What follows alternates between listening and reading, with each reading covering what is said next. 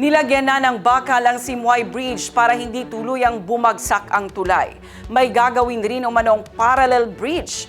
Katunayan, ayon kay Maguindanao del Norte Governor-elect Datu Tukaw Mastura, may mga hakbang na hinggil sa bahay ng mga residente na maapektuhan sa konstruksyon ng parallel bridge. Samantala, nagkausap na rin ang bagong halal na gobernador ng Lalawigan at ang pamunuan ng DPWH-12 kaugnay naman sa pagsasaayos ng daan sa approach o malapit sa bungad ng Simoy Bridge. Si Maguindanao del Norte Governor-elect Datu Tukaw Mastura ang boses ng balita sa Soundbite. Yung bridge po, nalagay na po yung mga bakal na para hindi na po babagsak yung bridge, no? So they're working on the other side. In fact, we were talking about the parallel bridge, no? Kasi magkakaroon ng parallel bridge niya na steel bridge, no, na sa tabi ng tulay po. Two lanes pa rin po. And kaya pinag-usapan namin na yun na paano nila yung program. At pinag-usapan din yung nangyayari dyan ngayon na marami na pong nagpatayo ng bahay dyan na magagandang bahay pa naman. Paano natin how to take care of that.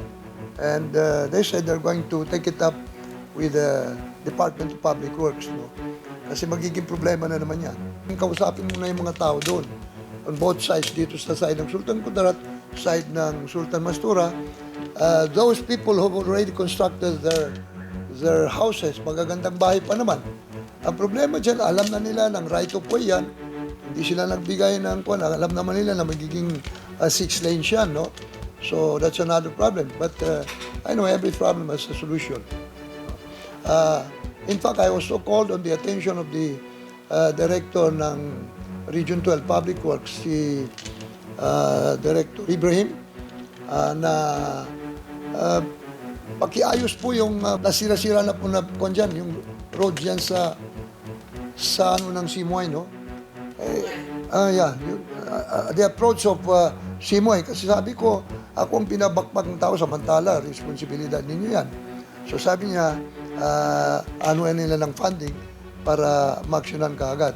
I do hope na engineer, the director of Region 12 Public Works, na totoo pa rin yung sinabi sa akin. I called him yesterday na pakiayos lang po yan.